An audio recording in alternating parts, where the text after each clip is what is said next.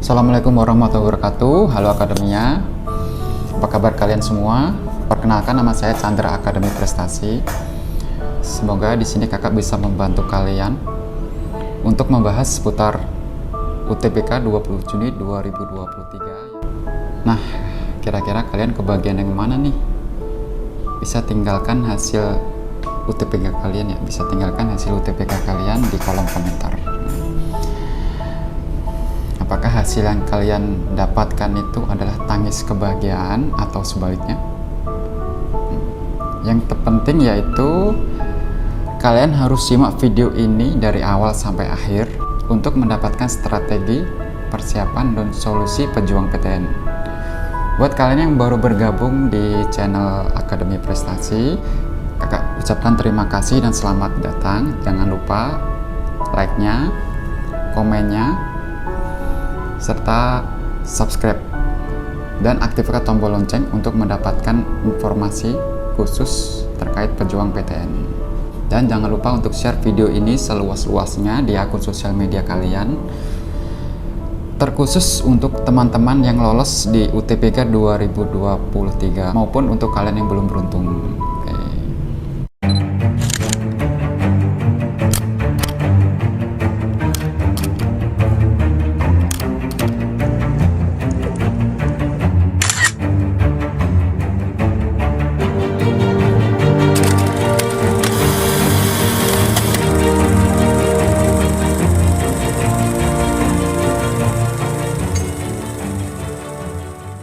Pada SNBT UTBK 2023 ya, sama seperti UTBK sebelumnya, teman-teman bisa memilih dua jurusan di PTN manapun di seluruh Indonesia. Baik itu satu jurusan di satu PTN atau dua jurusan di satu PTN atau berbeda jurusan gitu. Pada faktanya memilih jurusan tertentu itu tidak serta-merta bisa membuat kalian lulus. Tapi hal yang terpenting adalah setelah kalian melihat hasil UTBK dan apa sih yang harus kalian lakukan gitu. Buat teman-teman yang alhamdulillah sudah lolos di UTBK 2023, kakak ucapkan selamat karena sudah menjadi mahasiswa baru. Dan sebaliknya untuk teman-teman yang belum beruntung, apapun hasil yang kalian dapat, itulah yang terbaik buat kalian. Oke, di sini yang pertama kakak ingin kasih tahu strategi apa saja sih yang harus dilakukan pada saat kalian melihat hasil pengumuman UTBK SNBT 2023 ini. Untuk kalian yang diterima atau lolos di UTBK SNBT 2023, langkah pertama yang teman-teman bisa lakukan, cari tahu dulu informasi terkait PTN tersebut. Jadi PTN yang menerima kalian itu cari tahu informasinya agar kalian bisa daftar ulang. Informasi yang terkait tersebut adalah tentang hal-hal yang diperlukan di PTN itu nantinya. Setelah itu kalian lakukan daftar ulang. Pada proses daftar ulang ini biasanya memerlukan beberapa dokumen atau berkas-berkas yang diperlukan.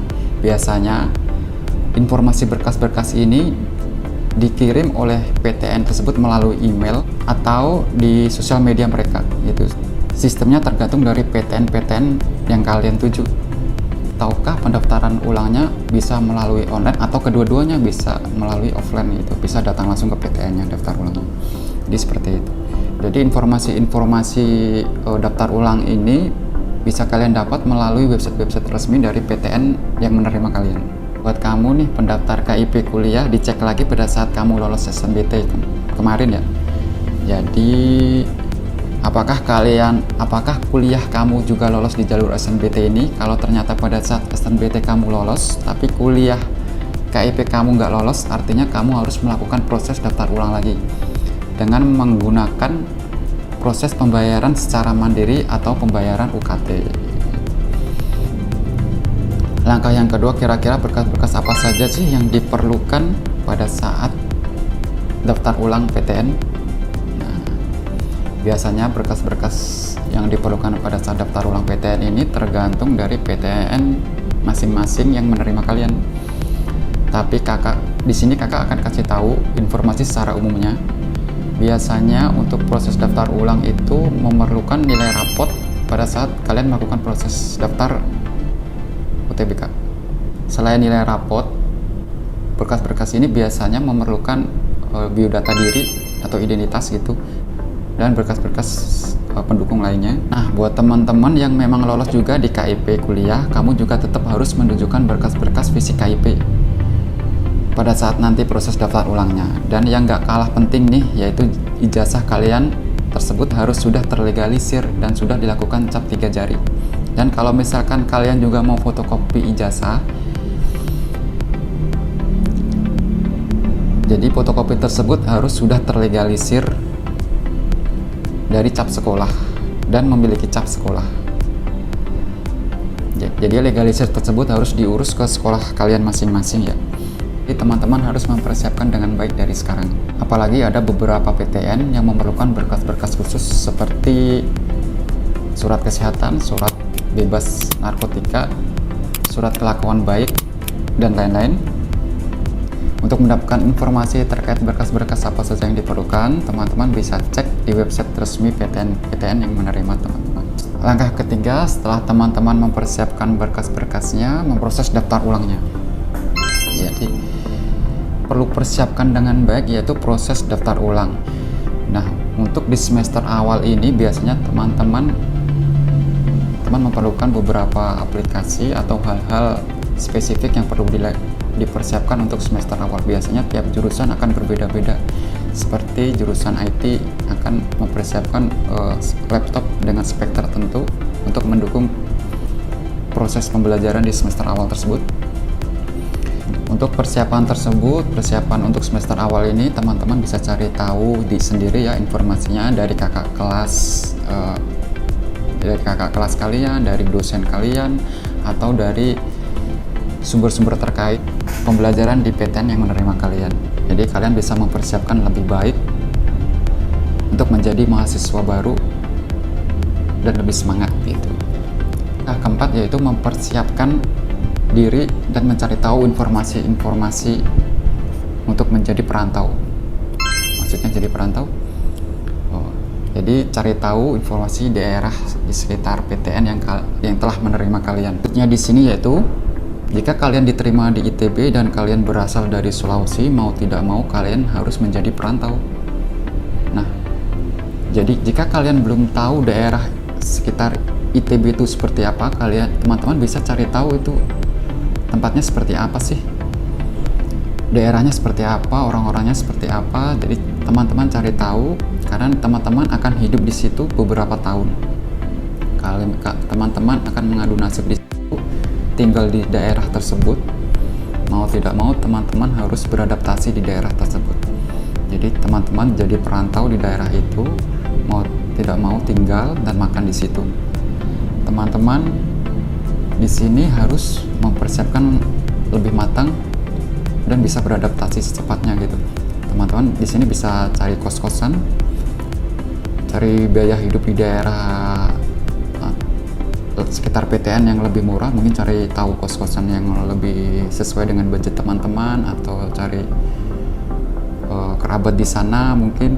Ya, teman-teman di situ bisa cari tahu informasinya, cari tahu hal-hal penting untuk bisa menunjang kehidupan teman-teman untuk kuliah di PTN yang menerima kalian di daerah tersebut.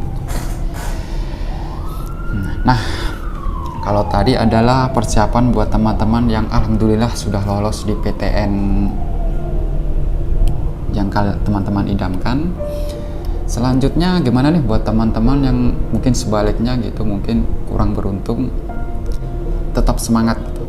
Jadi apa saja yang bisa teman-teman lakukan jika memang teman-teman amit-amit tidak diterima? Jadi teman-teman di sini harus sudah biasa gagal lah, istilahnya sudah biasa gagal itu biasanya itu semua orang pasti gagal ya. Jadi semua orang pasti mengalami kegagalan. Akademia harus tahu karena gagal itu adalah hal yang biasa, hal yang sudah biasa terjadi. Dan yang luar biasa itu adalah teman-teman bisa optimis dari kegagalan tersebut dan bisa berjuang lagi. Dan tentunya teman-teman bisa ikhlas dan menyiapkan mental untuk bisa bangkit mempersiapkan strategi yang tepat agar bisa lolos di PTN selanjutnya, mungkin di jalur mandiri atau jalur lainnya. Teman-teman harus bisa menyusun strategi tersebut dan tetap optimis. Teman-teman juga bisa cek akun Instagram Akademi Prestasi atau akun TikTok Akademi Prestasi. Di sana membahas informasi-informasi terupdate tentang seleksi jalur mandiri dan apa saja yang harus dilakukan.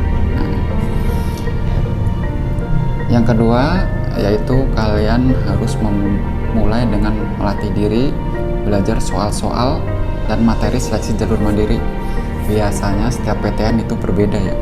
Jadi selain teman-teman mencari tahu informasi PTN, teman-teman harus latihan soal mulai dari sekarang gitu.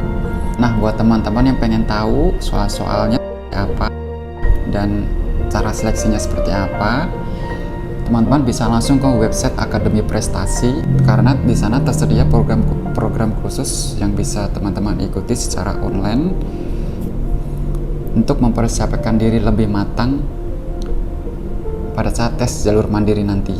Karena memperbanyak latihan dan proses persiapan kalian bisa meningkatkan peluang lulus kalian di jalur mandiri nanti. Tunjukkan bahwa kalian itu masih memiliki optimisme yang luar biasa sehingga kalian jauh lebih baik lagi untuk lulus dan seleksi ini.